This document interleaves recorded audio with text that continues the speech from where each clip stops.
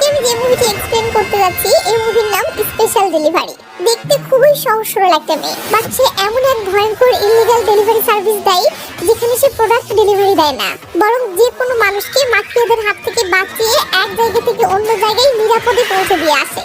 আর মজার ব্যাপার হলো মাফিয়াদের সাথে লড়াই করতে মেয়েটির কোনো অস্ত্রের প্রয়োজন পড়ে না। মেয়েটির অস্ত্র হলো মেয়েটির গাড়ি, কারণ মেয়েটি গাড়ি চালাতে এতটা দক্ষ যে একবার গাড়িতে ঢুকে স্টিয়ারিং হাতে নিলেই যেন সে সাক্ষাৎ যমদূত। তার একটাই নীতি, টাকা দাও গাড়িতে ওঠো, ডেলিভারির 100% গ্যারান্টি।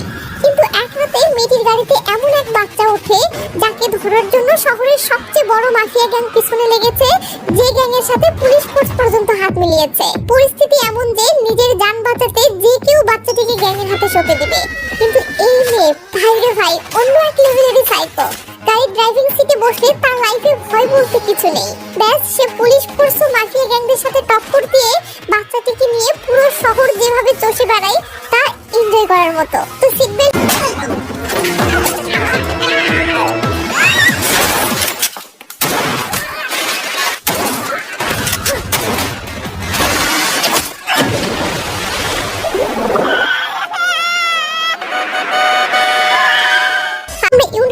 মেয়েকে দেখতে পাই যে পেশায় সেই লেভেলের দক্ষ একজন গাড়ি ড্রাইভার। তো ইউনহা একটা পুরনো মডেলের মডিফাইড গাড়ি কালেক্ট করতেছে, কেন সেটা একটু পরে জানতে পারবেন। তো ইউনহা গাড়ির চাবিটা পেলে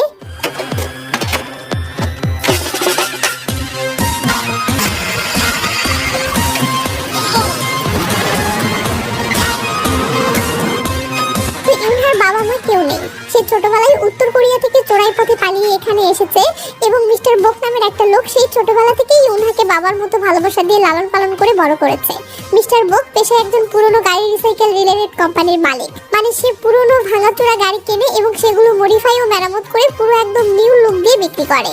কিন্তু এটা গেল বোকের অফিসিয়াল বিজনেস। বাট মিস্টার বোক আসলে এই ব্যবসার আড়ালে স্পেশাল ডেলিভারি নামের এমন একটা ইলিগাল ডেলিভারি সার্ভিস দেয়, যে সার্ভিসের আন্ডারে তারা হাই সিকিউরিটি প্রদান করে যে কোনো জিনিস বা যে কাউকে এক জায়গা থেকে আরেক জায়গায় পৌঁছে দেয়। তো এতক্ষণ যে বোকের কথা বলছিলাম এটাই সেই বোক। ইউনহা গাড়িতে নিয়ে তাদের সেই মেকানিক্স গ্যারেজে পৌঁছালে সেখানে আসিফ নামের একটা ছেলেকে দেখতে পাই যে এই গ্যারেজে মেকানিক্স হিসেবে কাজ করে। এই আসিফ আসলে পাকিস্তান থেকে এসেছে। তো ইউনহা অফিসে তার বসের কাছে পৌঁছালে শুনতে পাই তার বস একটা স্পেশাল ডেলিভারির অর্ডার নিচ্ছে। ইউনহা ফ্রিজ খুলে দেখে তার রাখা বিয়ারের ক্যানটা নেই। রেগে মেগে বসের দিকে তাকালে বসের টেবিলের উপরে সেটা দেখতে পাই। ইউনহা এসে রেগে মেগে সেটা নিতে ধরতেই বস থামাইও বলে একটা ডেলিভারি আছে, মাতাল হলে গাড়ি চালাতে পারবি না। এই বলে বস একটা চিরকুট দিয়ে বলে রাতে একটা ডেলিভারি আছে, সিউল শহর থেকে একটা লোককে গাড়িতে তুলে নিয়ে বংতুক বন্দরে পৌঁছে দিতে হবে। ইউনহা বলে অতিরিক্ত 15% চার্জ বেশি নিব, বলো রাজি? বস বলে ঠিক আছে যা 15% বেশি দিব। ব্যাস ইউনহা ঠিকানা ও পিকআপ টাইম লেখা চিরকুটটা নিয়ে বেরিয়ে পড়ে।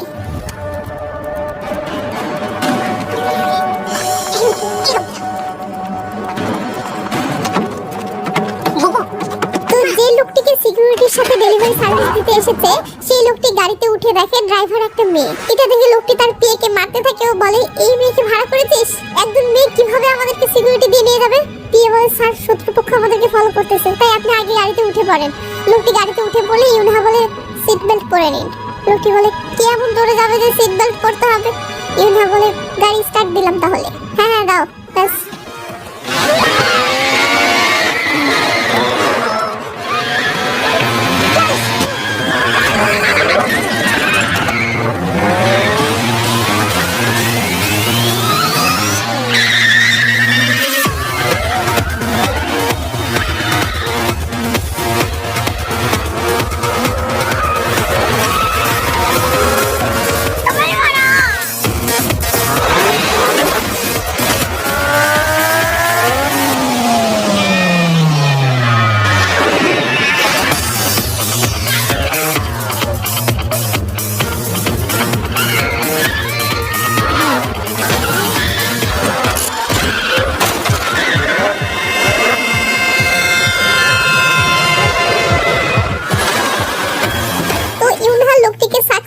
লোকেশনে পৌঁছে দিলে লোকটি খুশি হয়ে ইউনহাকে এক্সট্রা অনেক টাকা দিয়ে বলে আমার টিমে কাজ করবে, এখানে যা স্যালারি পাও তার ডাবল দেব। কিন্তু ইউনহা লোকটির কথায় পাত্তা না দিয়ে চলে যায়, কারণ সে তার বস বোককে প্রচন্ড রকম ভালোবাসে। তো ইউনহা ডেলিভারিটা দিয়ে বসের কাছে আসলে বস ইউনহার ভাগের টাকাটা দিয়ে দেয়। ইউনহা বলে বস আমি এত লাইফ রিস্ক নিয়ে ডেলিভারি গুলো করতেছি, প্রফিট 50-50 ভাগ করা যায় তো? বস বলে তুই কি ভাবছিস আমি বেশি লাভ করছি? আরে এই প্রতিষ্ঠান চালাতে এত এত খরচ আছে না। এই বলে বস ইউনহার সিগারেট বক্স থেকে একটা সিগারেট নিয়ে খেতে ধরে। ইউনহা বলে ঠিক আছে 50-50 না করলেন। এই বলে ইউনহা বসের ঠোঁট থেকে সিগারেটটা নিয়ে নিলে বস বলে আরে সিগারেট নিলি কেন?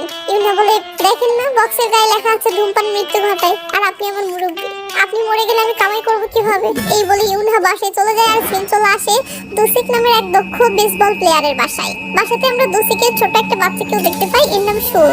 এই সময় টিভিতে দেখি দোসিককে নিয়ে একটা নিউজ প্রচার হচ্ছে, যেখানে বলা হচ্ছে দোসিক যে বর্তমান সময়ে দেশের জনপ্রিয় একজন বেসবল প্লেয়ার, সে সংবাদ সম্মেলনে একটা ঘোষণা দিয়ে দেশে সাড়া ফেলে দিয়েছে। সে পেশাদার বেসবল খেলার ম্যাচ জালিয়াতির তথ্য ফাঁস করে দিয়েছে। ম্যাচ ফিক্সিং এর সাথে জড়িত ওয়েবসাইটগুলোর বিষয়ে তদন্ত চলছে। এই বলে নিউজে দোসিকের একটা সাক্ষাৎকার প্লে করা হলে দেখা যায় দোসিক বেসবল খেলায় ম্যাচ ফিক্সিং এর সাথে কে কে জড়িত এবং কিভাবে তারা ম্যাচ ফিক্সিং করে সেই গোপন তথ্যগুলো বলতেছে। এই সময় আমরা দেখি দোসিক তার বাসার লুকোনো একটা জায়গা থেকে অনেক কষ্টে একটা ডিভাইস বের করছে। এটা আসলে একটা হাইটেক সিকিউরিটি ওয়ালা লকারের আনলকার রিমোট। এমন সময় টিভিতে আরেকজনের সাক্ষাৎকার শুরু হয়। দোসিকের ছেলে শুন বলে বাবা টিভিতে একজন তোমার ব্যাপারে বলছে। দোসিক দৌড়ে এসে দেখে একজন বলতেছে এই ম্যাচ ফিক্সিং এর আসল মূল হোতা দোসিক নিজেই। সে এতদিন ম্যাচ ফিক্সিং করেছে আর এখন অবসর নিয়েছে, তাই এসব দোষ অন্যের উপর চাপিয়ে নিজে ক্লিন হওয়ার চেষ্টা করছে। এইসবের সাথে জড়িত ওয়েবসাইটগুলো সে নিজেই পরিচালনা করে আসছিল। এমন প্রমাণ পুলিশের হাতে এসে পৌঁছেছে। এইসব শুনে দোসিক জোর করে টিভিটা বন্ধ করে দেয় ও তার ছেলেকে বলে তুমি সকল কিছু প্যাকিং শেষ করেছো? শুন বলে হ্যাঁ। এদের কথা শুনে আমরা বুঝতে পারি এরা বাড়ি ছেড়ে কোথায় জানি যাওয়ার প্ল্যান করছে। সিন কাট হয়ে একটা ফেক পাসপোর্ট তৈরির এজেন্সিতে আসলে আমরা দেখি দোসিক এখানে তার ও তার ছেলের ফেক পাসপোর্ট বানাতে দিয়েছিল। এটা দেখে আমাদের মাথায় আসে তাহলে কি দোসিক কি আসল ক্রিমিনাল এবং সে তার ছেলেকে নিয়ে দেশ ছেড়ে পালাচ্ছে? তো দোসিক এজেন্সি লিডারকে বলে তোমাদের নৌকা কখন ছাড়বে? লোকটি বলে রাত 9টায়। মানে দোসিক নৌকাতে করে চোরাই পথে চায়না পালাতে চাচ্ছে। তো লোকটি বলে তুমি আমাকে পাসপোর্ট বানাতে যত টাকা দিয়েছো তাতে তো মনে হচ্ছে তোমার অনেক টাকা, তাহলে তুমি নৌকাতে করে পালাতে যাচ্ছ কেন? দোসিক বলে কেন, সমস্যা কি? লোকটি হেসে দিয়ে বলে কেউ নৌকাতে করে পালাতে গেলে 90% ক্ষেত্রেই দেখা যায় নৌবাহিনীর হাতে ধরা পড়ে যায়। দোসিক ভয় পেয়ে বলে তাহলে উপায়? লোকটি বলে এমন সিচুয়েশনে স্পেশাল ডেলিভারি সার্ভিস আছে যারা তোমাকে নিরাপত্তার সহিত পালানোর নিশ্চয়তা দেবে। তবে হ্যাঁ ওদের সার্ভিসটা অনেক ব্যয়বহুল, কিন্তু আশা করি তোমার সেই টাকা আছে। বলো সার্ভিস নেবে? দোসিক হ্যাঁ বলে লোকটি বলে ঠিক আছে টাকা দাও, আমি ফোন করে ডিল করে দিচ্ছি। সিন চলে আসে কিউংপিল নামের একটা পুলিশের কাছে। আমরা দেখি সে তার গোপন একটা অফিসে এসে সেখানকার লকারে থাকা সকল টাকাগুলো একটা বস্তায় ভরতেছে, কারণ এই কিউংপিলই আসলে ম্যাচ ফিক্সিং চক্রের মূল হোতা। আর হ্যাঁ এই কিউংপিলের সাথে দোসিক পার্টনার হয়ে কাজ করছিল। তো দোসিক মুখ খুলতে শুরু করেছে, তাই কিউংপিল তার বিরুদ্ধে সকল প্রমাণ মুছে ফেলার চেষ্টা করছে। কিন্তু টাকাগুলো ছোট লকার থেকে সরানোর পর এখানে রাখা সেই রিমোটটা খুঁজে পাচ্ছে না, যেটা আমরা দোসিকের কাছে দেখেছি। তো কিউংপিল তার ম্যানেজারকে বলে রিমোটটা কোথায়? ম্যানেজার বলে দোসিক বলল আপনি নাকি এই রিমোটটা ওকে দিতে বলেছেন, তাই আমি ওকে দিয়ে দিয়েছি। এটা শুনে কিউংপিল অবাক হয়ে বলে তুই জানিস ওকে যে লকারের রিমোটটা দিয়েছিস সেই লকারে কত টাকা আছে? কত? 30 বিলিয়ন। এটা শুনে ম্যানেজার তো শক। সে হাউমাউ করে কাঁপতে থাকে ও পায়ে ধরে বলে বস প্লিজ আমাকে ক্ষমা করে দিন, আমি এসব জানতাম না। কিউংপিল বলে ঠিক আছে সিগারেট খাবি? ম্যানেজার খুশি হয়ে যায়। ব্যাস আমরা দেখি তো এরপর কিউংপিল তার টিমের লোকদেরকে বলে দোসিক নিশ্চয়ই সুযোগ পেলে দেশ ছেড়ে পালিয়ে যাওয়ার চেষ্টা করবে, তার আগে ওকে ধরতে হবে। সিন দোসিকের কাছে আসলে দেখি সে গাড়ি চালিয়ে বাসায় ফিরতেছে আর দোসিকের ছেলে সুন দোসিকের ফোনে কার্টুন ভিডিও দেখতেছে। এমন সময় কিউংপিল দোসিককে কল করলে সুন না বুঝে দুম করে কলটা রিসিভ করে। কিউংপিল বলে কিরে আমার 30 বিলিয়ন টাকা চুরি করে কোথায় ঘাপটি বেড়ে আছিস? যাই হোক যেখানেই থাক আমার লকারের সিকিউরিটি রিমোটটা দিয়ে যা। দোসিক রেগে মেগে বলে তুই কি রিমোটটা নিয়ে আমাকে এমনি ছেড়ে দিবি? কিউংপিল বলে তুইও কি এভাবে আমার থেকে পালিয়ে থাকতে পারবি? দেখ খুব শীঘ্রই আমি তোর সামনে হাজির হচ্ছি, সাহস থাকলে আয় শালা, আমি মরে গেলেও তোর টাকা দিব না। এই শুনে কিউংপিল চুপচাপ কলটা কেটে দেয়। সিন চলে আসে সকালবেলা ইউনহার কাছে। সকাল হতেই ইউনহার পোষা বিড়ালটা বেডে উঠে ইউনহার ঘুম ভাঙায়। ইউনহা বিড়ালটিকে আদর করে দিয়ে বেড থেকে উঠেই বিড়ালটির জন্য এবং নিজের জন্য খাবার বানায়। তো ইউনহার বিড়ালটির নাম পোডন। ইউনহার একলা জীবনে তার একমাত্র সঙ্গী এই পোডন, তাই ইউনহা পোডনকে নিজের সন্তানের মতো ভালোবাসে। তো ইউনহা কাজে যাওয়ার জন্য রেডি হয়ে পোডনকে আদর করে বাইরে নিয়ে চলে আসে। কিন্তু ইউনহা কাজে আসতেই ইউনহার বস মিস্টার বোকে সে একটা ফোন এগিয়ে দিয়ে বলে শিউলে একটা ডেলিভারি ডিল পেয়েছি, পেয়মতেক সমুদ্র বন্দর, রাত 9টায়। সমুদ্র বন্দরের কথা শুনে ইউনহা বুঝে যায় এটা ফেক পাসপোর্ট এজেন্সি লিডার ইনকি বাংয়ের কাজ। ইউনহা বলে আপনাকে না বলেছিলাম ইনকি বাংয়ের কাজ নেবেন না, ওই শালা সুবিধার না। বস বলে আরে অনেক বেশি টাকা দিবে। তারপরেও ইউনহা রাজি হয় না। বস বলে ডিল যখন নিয়ে ফেলেছি তো ক্যান্সেল করি কেমনে, এবারের মতো ওর কাজটা কর প্লিজ। ইউনহা বলে ঠিক আছে তাহলে 50-50। বস উপায় না পেয়ে রাজি হয়ে যায় ও সিন কাটুরে দেখি বস একটা ম্যাপ বের করে বলতেছে এটা হচ্ছে সেই স্টেডিয়াম যেখান থেকে তোকে লোকটিকে পিক আপ করে নিতে হবে এবং নিরাপত্তার সহিত পেমটেক সমুদ্রে পৌঁছে দিতে হবে। আর হ্যাঁ, এই লোকটির সাথে তার একটা পিচ্চি বাচ্চাও থাকবে। ব্যাস, ইউনহা মিশনে যাওয়ার জন্য রেডি হতে শুরু করে ও বরাবরের মতো গাড়ির অনেকগুলো ফেক নাম্বার প্লেট ব্যাগে তোলে যাতে পথের মাঝে বারবার গাড়ির নাম্বার প্লেট চেঞ্জ করতে পারে। আর হ্যাঁ, বস ইউনহাকে যে ফোনটি দিল সেটা আসলে একটা পুরনো 2G ফোন। প্রতিবারই ইউনহা যখন কোনো মিশনে যায় তাকে এমনভাবে পুরনো একটা করে ফোন দেয় যে ফোন দিয়ে ইউনহা সেই মিশনের সকল যোগাযোগ করে। এরপর মিশন শেষে সেই ফোনটা এরা ফেলে দেয়। তো বস এবার সেই স্টেডিয়ামের ম্যাপ বের করে বলে ক্লায়েন্ট এই স্টেডিয়ামের এই পাশে আছে, তুই গিয়ে স্টেডিয়ামের ঠিক অপোজিট পাশে এখানে থামবি এবং তোর গাড়ির প্লেট নাম্বারটা ক্লায়েন্টের মোবাইলে একটা মেসেজ করে দিবি। এরপর 9টায় ক্লায়েন্ট তার ছেলে সহ তোর কাছে পৌঁছাতেই তাদেরকে পিক করে নিবি ও হাই সিকিউরিটির সাথে পেমটেক সমুদ্র বন্দরে পৌঁছে দিয়ে পেমেন্ট দিয়ে সোজা আমার কাছে চলে আসবি, কোথাও যেন কোনো গড়বড় না হয়। প্লাস আসিফ পুরনো একটা গাড়িকে এই মিশনের জন্য রেডি করে দিলেই ইউনহা যেতে ধরে। বস দৌড়ে এসে থামাই ও ইউনহার ইমার্জেন্সি সেফটি টুলস দিয়ে বলে আজকাল কাজের জিনিসগুলো নিতেও ভুলে যাচ্ছিস, এটা রাখ, আর হ্যাঁ সাবধানে যাস। ইউনহা বাইরে নিয়ে চলে গেলে আসিফ দৌড়ে এসে বসতে বলে সে তো স্ক্রু ড্রাইভার নিতেও ভুলে গেছে। বস তো আবার সিন ইউনহার কাছে আসতে দেখি সে গাড়িতে মিউজিক প্লে করে দিয়ে রিল্যাক্স মোডে ড্রাইভ করছে। ওই একই সময় আমরা দেখি সেই পুলিশ কিউনপিলও দোষীদের সন্ধানে বের হয়েছে। পথের মাঝে কে যেন কিউনপিলকে ফোন করে কিছু একটা বলে আর সেটা শুনতেই কিউনপিল গাড়িটা দুম করে ঘুরিয়ে নিয়ে চলতে শুরু করে। সিন ঠিক রাত 9টার দিকে আসলে আমরা দেখি দোষিক পালানোর জন্য পুরো রেডি হয়েছে ও তার বাচ্চার সাথে খাবার খাচ্ছে। এমন সময় বাইরে গাড়ি আসার আওয়াজ পেতেই দোষিক বুঝে যায় স্পেশাল ডেলিভারির লোক তাকে পিক করতে এসেছে। তাই সে বাইরে এসে হাত উঁচু করে ইশারায় এদিকে আসতে বলে, কিন্তু কি সে দেখে এগুলো তো কিউনপিলের দলবল। ব্যাস, দোষিক দৌড়ে ভিতরে ঢুকে ও গেটটা লাগিয়ে দিয়ে তাড়াহুড়ো করে প্রয়োজনীয় সব জিনিসপত্র ব্যাগে ভরতে থাকে। ওইদিকে কিউনপিলের লোকজন জানালো গেট ভাঙা শুরু করেছে। এটা দেখে দোষিক সেই রিমোটটা তার ছেলেকে দিয়ে বলে এটা তোমার কাছে রাখো। ওইদিকে ইউনহা স্টেডিয়ামের অপোজিট পাশে এসে পৌঁছালে দেখে 9টা বাজতে এখনো কয়েক মিনিট বাকি আছে। ইউনহা তখন দোষিকের ফোনে মেসেজ করে গাড়ির নাম্বার প্লেটটা দেয় 6162। এটা দেখে দোষিক তার ছেলেকে বলে আমি যা বলি মনোযোগ দিয়ে শোন, স্টেডিয়ামের অপোজিট পাশে যে রাস্তার মোড়টা আছে না ওখানে সেই লোকটি পৌঁছেছে যে লোকটি আমাদেরকে পিক করার কথা, তার গাড়ির নাম্বার 6162।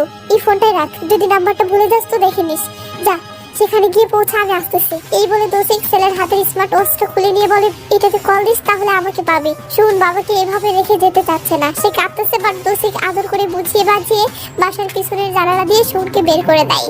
এদিকে কিউনপিলের ছেলেপেলে দরজা ভেঙে ফেললে দোষিক ব্যাট হাতে বেরিয়ে আসে। এরপর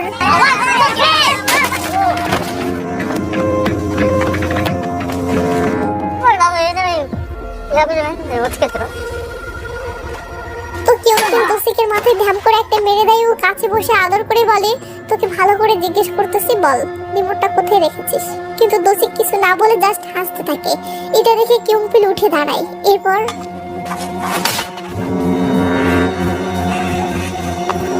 তো কিউনপিল রুমের ভিতরে দোষিকের বাচ্চার পাসপোর্টটা পেলে সেটা গ্যাংয়ের লোকদেরকে দিয়ে বলে একে খুঁজে আনো।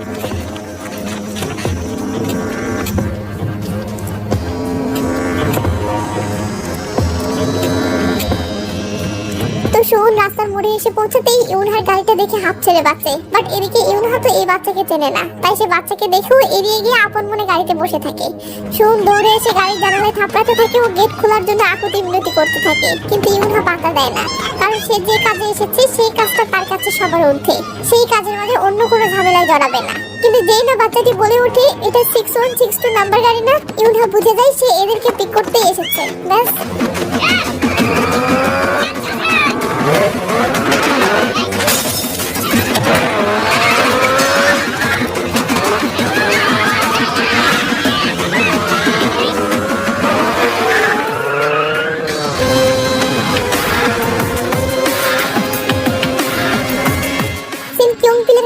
দেখি সে দোষিককে ধরে এনে রুমের ভিতরে ঢুকিয়ে দিয়ে রুমে আগুন লাগিয়ে দিচ্ছে। এই সময় তার গ্যাংয়ের একজন জানতে চায় বাচ্চাটি কোথায়। কিউনপিল বলে একটা পেশাদার মেয়ে বাচ্চাটিকে নিয়ে পালিয়েছে। এটা শুনে সে বলে তাহলে সেক্রেটারিকে কল দে। সিন চলে আসে সেই সেক্রেটারির কাছে। এর নাম ইউ। এর পেশা হলো যে কাউকে টর্চার করে যে কোনো তথ্য উদ্ধার করে দেওয়া। তো কিউনপিল একে কল করে ঘটনা খুলে বললে এ বলে ঠিক আছে আমি আসতেছি। এ বলে সে তার হাতিয়ার পরিষ্কার করতে লেগে পড়ে আর সিন চলে আসে ইউনহার কাছে। সে একটা জনশূন্য জায়গায় পৌঁছাতেই সেখানে এক চিপাই গাড়িটা থামায় ও স্বস্তির একটা নিঃশ্বাস নিয়ে ইউনহাকে একা রেখেই গাড়ি থেকে নেমে চলে যেতে থাকে, কারণ সে পুরো দমে পেশাদার, তাই সে তার কাজের বাইরে কোনো ঝামেলাতে জড়ায় না। ওদিকে ইউন দেখে গাড়ির চাবিটা রেখেই চলে যাচ্ছে, তাই সে চাবিটা নিয়ে ইউনহাকে ডাকতে থাকে, বাট ইউনহা গুরুত্ব না দিয়ে আপন মনে যেতে থাকে। শুন তখন পিছু করতে শুরু করলে ইউন বিরক্ত হয়ে তাড়াতাড়ি নজরের বাইরে চলে যায়, কিন্তু শুন আবার সামনে এসে দাঁড়ালে ইউনহা বিরক্ত হয়ে বলে, এই পিচ্চি তুমি কি চাও? শুন বলে, আমাকে পিচ্চি বলবেন না, আমার নাম শুন। আর হ্যাঁ, এই নিন, আপনি গাড়ির চাবিটা ফেলে এসেছিলেন। ইউনহা চাবিটা নিয়ে বলে, খবরদার আমাকে আর ফলো করবে না। এই বলে ইউনহা যেতে থাকলে শুন বলে, আমার যাওয়ার কোনো জায়গা নেই, তাতে আমার কি, গুন্ডারা আমাকে তাড়া করেছে, তো আমি কি করবো? পুলিশকে গিয়ে বলো। পুলিশকে বলতে পারবো না। ইউনহা বিরক্ত হয়ে গেলে শুন বলে, আন্টি আপনি আমাকে বাঁচাতে পারবেন না? না, কিন্তু আপনি তো আমাদেরকে সিকিউরিটি দিতেই এসেছিলেন। আমি টাকা কামাতে এসেছিলাম, আমার কাছেও তো টাকা আছে। এই বলে শুন তার কাছে থাকা ব্যাগটা খুলে টাকা দেখিয়ে বলে, বাবা বলেছে কল করবে, ততক্ষণ পর্যন্ত এইসব টাকা আপনার কাছেই রাখুন। এমন সময় ইউনহার বস ফোন করে বলে, ডেলিভারি হলো? ইউনহা বলে, না, একটা প্রবলেম হয়ে গেছে। তো ক্লায়েন্ট কি তোমার সাথে আছে? না, তবে তার বাচ্চাটা আছে। পেমেন্ট পেয়েছো? না, তবে ক্লায়েন্ট তার বাচ্চার কাছে টাকা রেখে গেছে। ঠিক আছে, বাচ্চাটিকে তাহলে নিরাপদে রেখে টাকা নিয়ে চলে আসো। এখন প্রসঙ্গ বাচ্চাটিকে কার কাছে দেবে, তাই ইউনহা এসে বাচ্চাটিকে বলে, তোমার মা আছে? না। দাদা দাদি? না। আঙ্কেল আন্টিও নেই? না। বন্ধু আছে? না। এটা শুনে ইউনহা তার বসকে বলে, বাচ্চাটির কেউ নেই, এখন কি করব? বস বলে, একটা এজেন্সি আছে যারা এমন বাচ্চাদের দেখাশোনা করে, ওকে সেখানেই পাঠানোর ব্যবস্থা করছি। কথা শেষ করে ইউনহা ট্রেনে ক্লান্ত হয়ে বসে থাকলে শুন এসে ইউনহার সাথে নানা দুষ্টামি করতে থাকে। এতে ইউনহা প্রচন্ড বিরক্ত হয়। বাচ্চাটা এত এত কথা বলছে যেন একে পিছু ছাড়াতে পারলে ইউনহা হাত ছেড়ে বাঁচে। তার উপর আবার বাচ্চাটি ইউনহাকে আন্টি আন্টি বলে ডাকতেছে। ইউনহা বলে, খবরদার আন্টি রাখবে না। তাহলে কি ডাকবো? কিছুই রাখতে হবে না। সিন রাখতে আসলে দেখি ইউনহার বস বাচ্চাটিকে সেই এজেন্সিতে পাঠানোর জন্য এজেন্সির সাথে আলাপ করেছে, এবং সেই এজেন্সি থেকে একটা লোক শুনকে নিতে এসেছে। শুন বাচ্চা মানুষ, সে ভয় পাবে, তাই লোকটি শুনের সাথে এমন ভাবে হাই হ্যালো করে যেন সে শুনের বাবার বন্ধু, এবং লোকটি শুনকে মিথ্যা বলে যে শুনের বাবাই শুনকে নিয়ে যাওয়ার জন্য পাঠিয়েছে। লোকটি শুনকে নিয়ে গেলে বিরক্তের হাত থেকে ইউনহা মুক্তি পাবে, এটা ভেবে যদিও ইউনহার একটু খুশি লাগতেছে, বাট লোকটির আচরণগুলো কেমন জানি ছেলে ধরার মতো। এসব দেখে ইউনহার লোকটির উপর সন্দেহ শুরু হয় যে এই লোকটি বাচ্চাটিকে নিয়ে গিয়ে নিশ্চয়ই খারাপ কিছু একটা করবে। কিন্তু এইসব চিন্তা মাথায় আসলেও ইউনহা এসব ভাবতে চাচ্ছে না, কারণ বাচ্চাটিকে তার কাছে রাখাও সম্ভব না।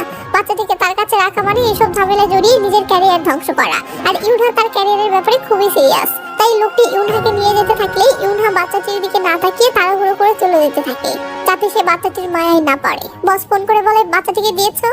হ্যাঁ। বাচ্চাটির থেকে পেমেন্টের টাকা নিয়েছো? হ্যাঁ। টাকা গুনে রেখেছো? ঠিক আছে, না পরে দেখবো নি। এখনো দেখোনি মানে? এক্ষুনি গুনে দেখো। এটা শুনে ইউনহা শুনে সেই ব্যাগটা খুলতেই টাকা উছলে পড়ে। ইউনহা তো পুরো ব্যাগ ভর্তি এত টাকা দেখে রীতিমতো শক। সে তাড়াহুড়ো করে শুনকে খুঁজতে শুরু করে। অনেক খোঁজাখুঁজির পর শুনকে পেলে তাকে শুন প্রথমে বুঝতে পেরেছিল যে এই লোকটি তার বাবার বন্ধু নয়, কিন্তু ইউনহা তাকে পিছু ছাড়াতে চাইছিল বলে সে চুপচাপ লোকটির সাথে এসে বাথরুমের জানালা দিয়ে পালানোর চেষ্টা করছিল। ব্যাপারটা ইউনহা ইমোশনাল হয়ে যায়। ওদিকে কিউংপিল থানায় এসে তার টিমকে বলে, ম্যাচ ফিক্সিংকারী দোষিকের মৃত্যুর নিউজটা তোমরা শুনেছো? বেসবল মাঠে তার বডি পোড়া অবস্থায় পাওয়া গেছে। আগুন ছড়িয়ে পড়ার পর ঘটনাস্থল থেকে একটা গাড়ি পালিয়ে যাওয়ার সময় সিসিটিভি ফুটেজে ধরা পড়েছে। গাড়িটি পুরাতন মডেলের বিএমডব্লিউ। এই বলে কিউংপিল সেই ফুটেজ চালিয়ে দিয়ে বলে, দেখো গাড়ির লাইসেন্স প্লেট ভুয়া। দোষিক যখন মারা যাচ্ছিল ঠিক তখনই এই গাড়িটা সেখান থেকে পালাচ্ছিল। গাড়িতে দেখো একটা বাচ্চাকেও দেখা যাচ্ছে। এই বলে শৌনের ফটো বের করে বলে, দেখো এটা দোষিকের বাচ্চা। তার মানে গাড়ি চালক এই মেয়েটি দোষিককে হত্যা করেছে এবং দোষিকের ছেলেকে কিডন্যাপ করে পালিয়েছে। তো ঘটনা এখন থেকে মাত্র 1 ঘন্টা আগের, তার মানে মেয়েটি বেশি দূর যায়নি। তাই যাও সবাই বেরিয়ে পড়ো এবং আসামি পালানোর আগেই ধরে ফেলো। এটা শুনে সবাই এস স্যার বলে বেরিয়ে পড়ে। সিন একটা হোটেলে আসতে দেখি ইউনহা হোটেলে ওঠার জন্য এসেছে। তো ম্যানেজার রুমের চাবি দিতেই ইউনহা দুম করে চাবিটা নিয়ে রুমে চলে আসে। এরপর শুনকে শুয়ে দিয়ে রুমের টেলিফোনটা রিসিভ মোডে রেখে বাইরে যেতে ধরতেই শুন বলে, তুমি আবারও আমাকে ছেড়ে যাচ্ছ তাই না? ইউনহা বলে, না, আমি কিছু জিনিস কিনতে যাচ্ছি। বিশ্বাস না হলে এই নাও তোমার টাকার ব্যাগ। শুনের এবার বিশ্বাস আসে ও শুন বলে, আজকে আমার খুব ক্ষুধা লেগেছে। ইউনহা বলে, ঠিক আছে আমি খাবার আনবো। এই বলে ইউনহা একটা সুপার শপে আসতে দেখি ইউনহার বস ফোন করেছে, আর ইউনহা কলটা রিসিভ করে রেখে দিয়ে আপন মনে কেনাকাটা করতেছে। বস বলে যাচ্ছে, হারামজাদি তুই বাচ্চাটি লোকটির হাতে দিয়ে চলে না এসে উল্টো বাচ্চাটিকে নিয়ে পালাচ্ছিস কেন? তোর কি মাথা ঠিক আছে? কেন তুই সাথ করে ঝামেলাতে জড়াচ্ছিস? আমার ব্যবসা তো লাটে তুলবি, সাথে তোর জীবনটাও হারাবি। ইউনহা বসের কথায় কান না দিয়ে আপন মনে একটা স্ক্রু ড্রাইভার কেনে। এরপর আরো কিছু দরকারি জিনিস কিনতে থাকে, আর ওদিকে বস ইউনহাকে এইসব ঝামেলায় না জড়ানোর জন্য মানা করেই যাচ্ছে। ইউনহা বিরক্ত হয়ে বসের কলটা কেটে দেয় ও কাউন্টারে বিল পে করে সোজা শপিং মলের পার্কিং লটে চলে আসে কারো একটা গাড়ি চুরি করার জন্য।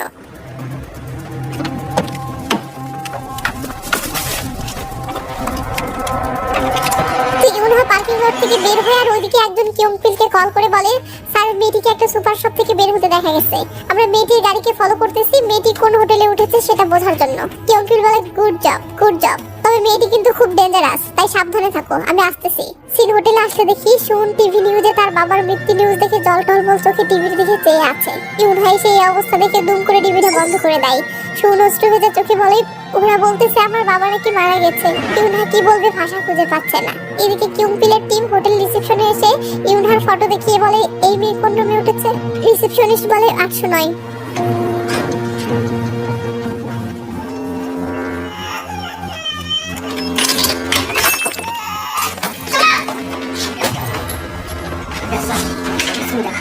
প্লিজ কান্না বন্ধ করে বলছি, বাঁচতে চাইলে এক্ষুনি কান্না বন্ধ করো। কিন্তু শহুরের কান্না যেন থামছেই না।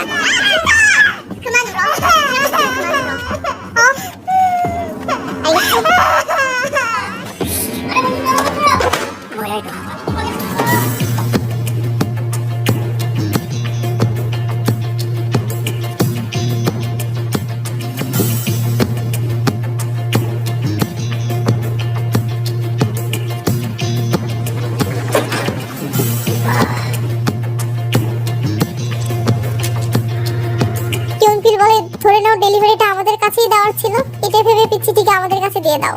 ইউনহা আর চোখে তাকালে কিয়ংপিলের কোমরে হ্যান্ডকাফ দেখে বুঝতে পারে এটা পুলিশ, তাই সে বলে ওঠে, পুলিশ হয়ে গুন্ডামো করছেন? কিয়ংপিল হেসে দিয়ে বলে, আমি পুলিশ এটাও বুঝে গেছো? এই বলেই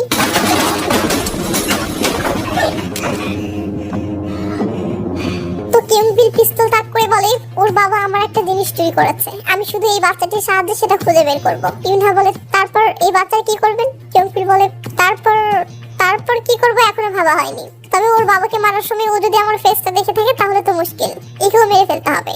এটা শুনতেই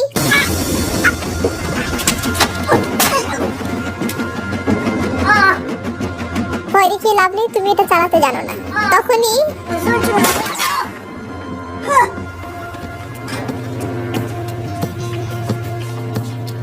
শুনে রাখ, আমার হাত থেকে বাঁচতে পারবি না, খুব শীঘ্রই তোকে ধরে ফেলবো।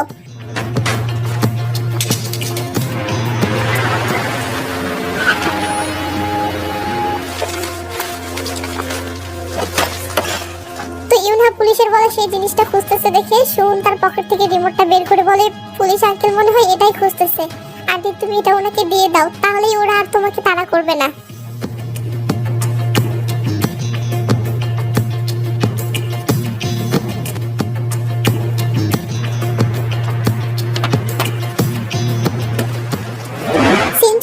একটা মেয়ে গোয়েন্দা অফিসার মিসেস মিউনের কাছে।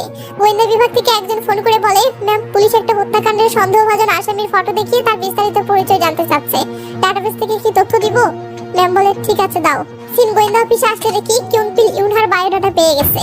নাম জান ইউনহা, বয়স 28, পরিবার বলতে কেউ নেই, কোনো ক্রিমিনাল রেকর্ড নেই, জন্মস্থান পিয়ংনামরোতে, আর বর্তমান ঠিকানা সেটার কোনো তথ্য নেই। এটা দেখে কিয়ংপিল হতাশ হয়ে বলে, মাত্র এই কয়টা তথ্য দিয়ে কি হবে? এমন সময় মিউন আসিও বলে, বাকি তথ্য আমার কাছে আছে। সিন কাট হলো দেখি মিউন বলতেছে, ইউনহার পরিবার উত্তর কোরিয়া থেকে অবৈধ পথে এখানে ঢোকার সময় পুলিশের গুলিতে ওর বাবা মা মারা গেলেও ইউনহা বেঁচে যায়। ও তখন অনেক ছোট ছিল, কোনো এক লোক ওকে সেই থেকে লালন পালন করে বড় করেছে। যদিও এখন সে আসলে কোথায় থাকে সেটা আমরাও অনেকবার ট্রেস করার চেষ্টা করে ব্যর্থ হয়েছি, তবে আবার ওর প্রসঙ্গটা যখন উঠতেছে তো আমি কথা দিলাম ওকে এবার বের করেই ছাড়বো। সিন ইউনহার কাছে আসলে দেখি সে একটা নিরিবিলি জায়গায় এসে গাড়ির নাম্বার প্লেটটা চেঞ্জ করতেছে, আর সুমন গাড়ির ভিতরে কাপড় চেঞ্জ করতেছে। তো সুমন নতুন কাপড় পরে বের হলে ইউনহা দেখে বলে, অনেক কিউট লাগতেছে, একদম আমার পডনের মতো। পডন? সেটা কি? ইউনহা তখন মোবাইলে তার বিড়ালের ফটো দেখিয়ে বলে, এই তো এটা দেখো, অনেক কিউট না? সুমন বলে, আন্টি আপনার এই বিড়াল ছাড়া আর কেউ নেই? ইউনহা একটু ইমোশনাল হয়ে বলে, এই তো তুমি আছো। সিন কাট হলে দেখি ইউনহা সুমনকে নিয়ে এই শহর ছেড়ে অন্য শহরে যাচ্ছে। ওদিকে কিয়ংপিলের টিম ও মিউনের টিম মিলে ইউনহার কাছে থাকা ফোনটা ট্রেস করেছে এবং সেই ফোনের সাহায্যে ইউনহার লোকেশন বের করে দেখতেছে যে ইউনহা সিউল শহর থেকে বুসান এক্সপ্রেস রোডের দিকে যাচ্ছে। এটা দেখতেই গোয়েন্দা অফিসার মিউন ইউনহাকে গ্রেফতার করার জন্য লোক পাঠায়।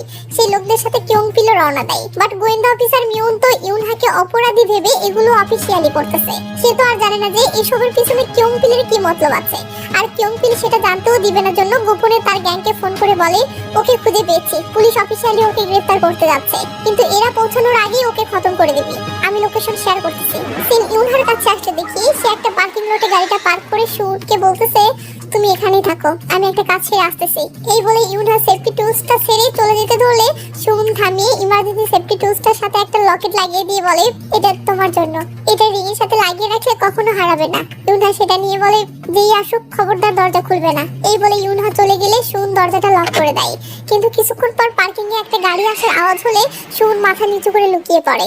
একটু পর আমরা দেখি শুন গাড়ির দরজার লকটা খুলতেছে, লাগাচ্ছে, আর ওদিকে ইউনহা পার্কিং এর দিকে ফিরতেছে।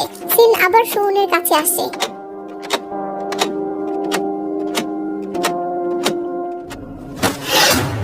তো শুন ভাই গাড়ি থেকে নেমে দৌড় দেয় আর ওদিকে ইউনহা ফিরতে থাকে।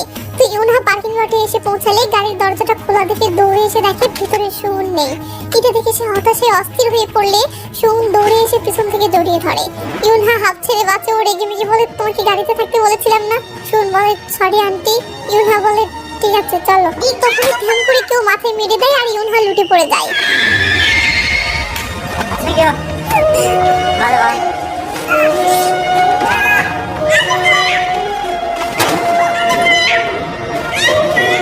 শুন বারবার আজুম্মা আজুম্মা বলে ডাকতে থাকে। জানিয়ে রাখি কোরিয়ান ভাষায় আজুম্মা মানে আন্টি।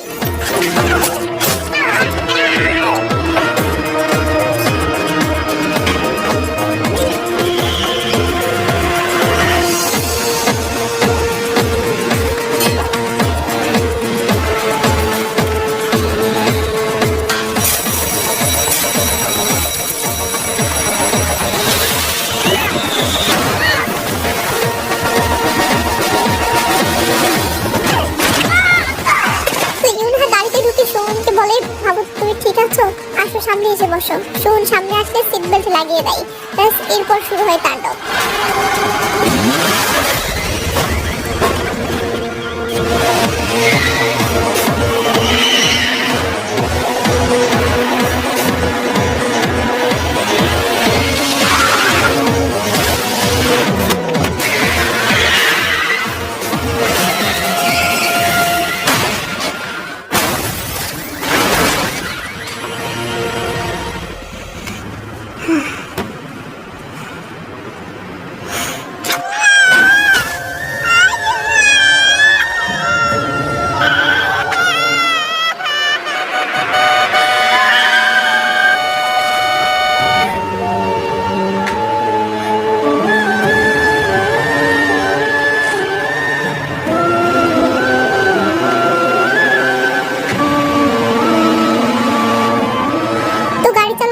হসপিটালের দিকে যেতে যেতে শুনকে বলে তোমার কাছে সত্যিই টাকা আছে তো? তখন শুন ব্যাগ খুলে টাকা দেখায়। তার মানে শুন টাকার কথা বলেই মেয়েটিকে হেল্প করতে রাজি করিয়েছে। তো সিন কাট হয়ে কিংপিলের কাছে আসতে দেখি গোয়েন্দা অফিসার মিউন কিংপিলকে ফোন করে বলতেছে আপনি এখন কোথায়? কিংপিল বলে কোথায় আর, অপরাধী ধরতে বের হয়েছে।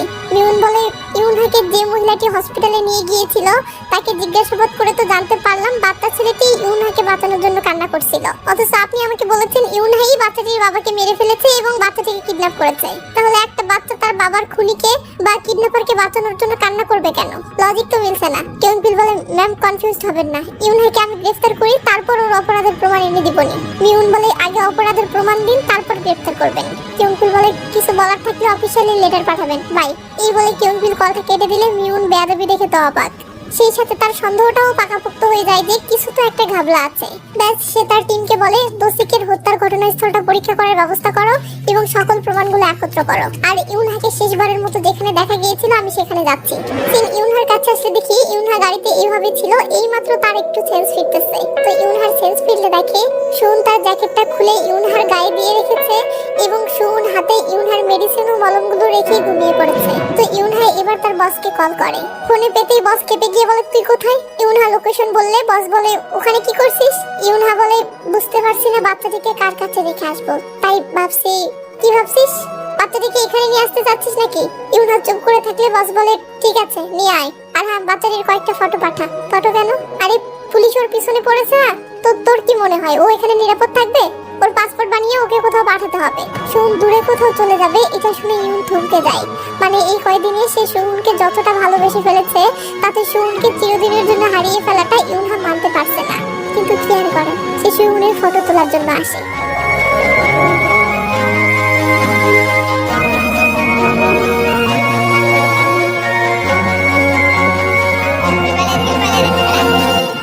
সুমন একটা সানগ্লাস পরে সে একটা ভাব নিয়ে বলে, আন্টি তোমার বয়ফ্রেন্ড আছে? কেন? না এমনি। আচ্ছা কেমন ছেলে তোমার পছন্দ? জানি না, আর কখনো ভেবেও দেখিনি। তাহলে এখন ভাবো। ইউনহা বলে, এমন ছেলে যে প্যান্টে ইস্যু করে না আর আউল ফাউল প্রশ্ন করে না, বুঝেছো? এই বলে ইউনহা চুপ করে থাকে। সুমন বলে, শোনো না, বলো আমার ফটো তুললে কেন? তোমাকে দেশের বাইরে যেতে হবে তাই। আন্টি তুমিও যাবে? না। এটা শুনে হাসি খুশি থাকা সুমনের ভীষণ মন খারাপ হয়ে যায়। তো ইউনহা সুমনকে নিয়ে বসের কাছে ফিরলে বস ও আসিফ সুমনের সাথে হাই হ্যালো করে। এই লোকেশনটা যেহেতু সমুদ্র বন্দরে আর এখান থেকে জাহাজে করে নানা গাড়ি বিদেশে এক্সপোর্ট হয়, তাই জানালা দিয়ে সেগুলো দেখা যাচ্ছে। আসিফ সুমনকে বলে, তুমিও এমন গাড়িতে করে বিদেশে যাবে? গাড়িতে করে বিদেশ? বস বলে, আরে তুমি গাড়িতে থাকবে কিন্তু গাড়িটা জাহাজে করে যাবে, বুঝেছো? আসিফ বলে, তুমি সবসময় গাড়ির স্টিয়ারিং হুইল শক্ত করে ধরে থাকবে। ঠিক 5 দিন পর তুমি আমার দেশ পাকিস্তানে পৌঁছে যাবে, যেখানে আমার বাবা মা তোমার দেখাশোনা করবে। ওদিকে এইসব শুনে ইউনহার চোখে জল টলমল করে ওঠে। সিন কাট হলে দেখি ইউনহা সেই রিমোটটা বসকে দিচ্ছে।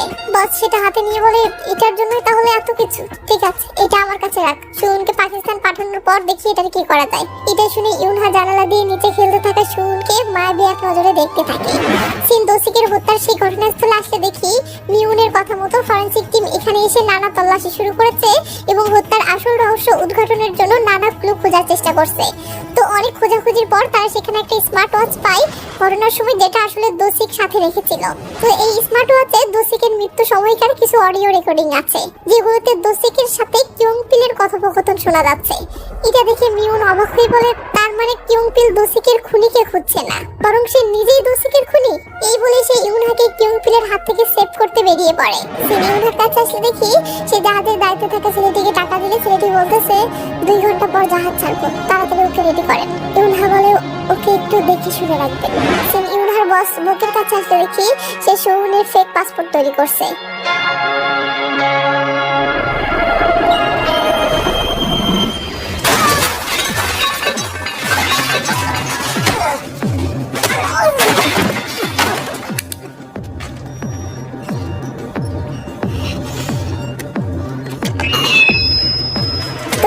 বুকের সামনে বসে পড়ে ও বলে, তুই আমাকে চিনিস? বুক বলে, হয়তো খুনি নয়তো পুলিশ। ওদিকে আসিফ গ্যারেজে থাকে স্পিকারে এসে শুনতে পেলে তাড়াহুড়ো করে সুমনকে ঘুম থেকে তোলে। এরপর গ্যারেজে রাখা একটা গাড়ির ডিকির ভিতরে সুমনকে রেখে বলে, আমি না আসা পর্যন্ত বাহিরে বের হবে না, বুঝেছো? এই বলে আসিফ হাতে একটা র্যাঞ্জ দেয়। ওদিকে কিয়ংপিল বুককে সুমনের ফটো দেখিয়ে বলতেছে, বল এই বাচ্চাটি কোথায়, তাহলে আমি তোকে ছেড়ে দেবো। বুক কিছু বলে না। কিয়ংপিল বলে, আচ্ছা ইউনহা কোথায় সেটা বল। বুক কিছু বলে না। তখন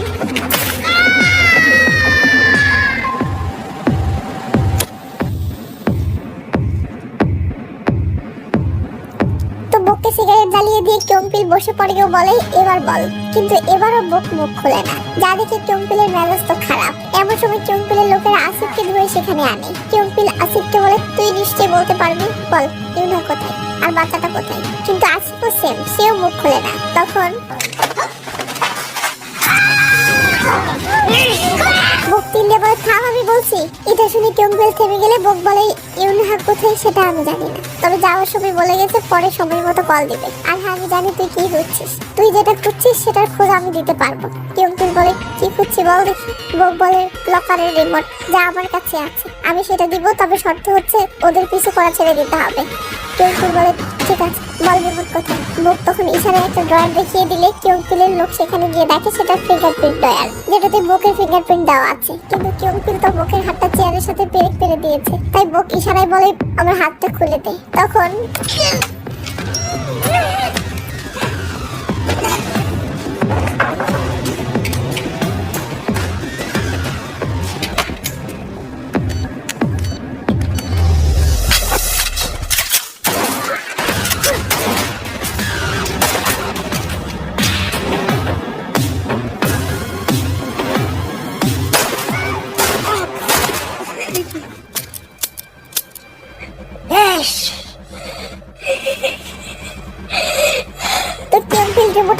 এরপর তার গ্যাং মেম্বারদেরকে বলে এবার বাচ্চাটিকে পেলেই সকল কিচ্ছা খতম, যে বাচ্চাটিকে আগে খুঁজে বের করবে তাকে 10 মিলিয়ন বোনাস দিব, যাও খুঁজে বের করো। এটা শুনতেই সবাই দৌড়ে যায়। ওদিকে দেখি মিউন ইউনহাকে খুঁজে বেড়াচ্ছে। এমন সময় একজন কল করে বলে ম্যাম তথ্য পাওয়া গেছে ইউনহা মিস্টার বুকের এখানে এসেছিল, কিন্তু এখনো সেখানে আছে কিনা সেটা নিশ্চিত না। সে ওদিকে ইউনহার কাছে আসতে দেখি সে গ্যারেজে ফিরে আন্দাজ পেয়েছে কিছু একটা ঝামেলা হয়েছে, তাই সে দৌড়ে বসের রুমের দিকে যাচ্ছে আর এদিকে সবাই সুউনকে খুঁজতেছে।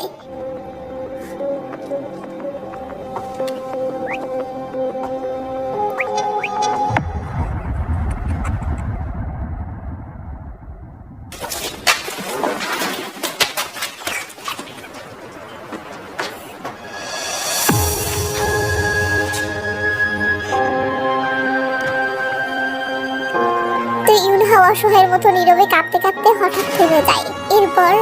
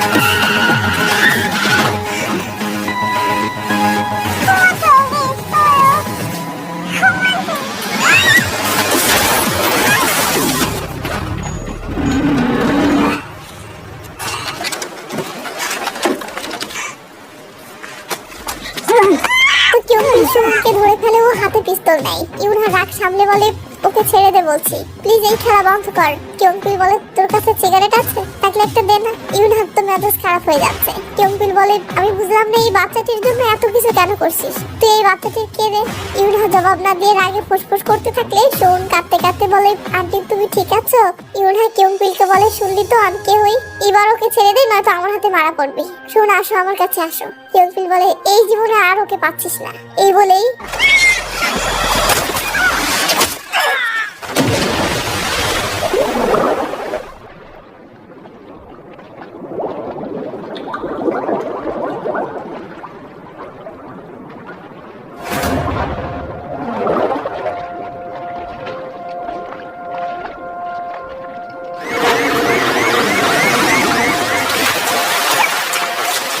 সুমনকে উদ্ধার করা হলে সুমন আন্টি আন্টি বলে কাঁদতে থাকে আর বলে আমার আন্টিকে বাঁচান।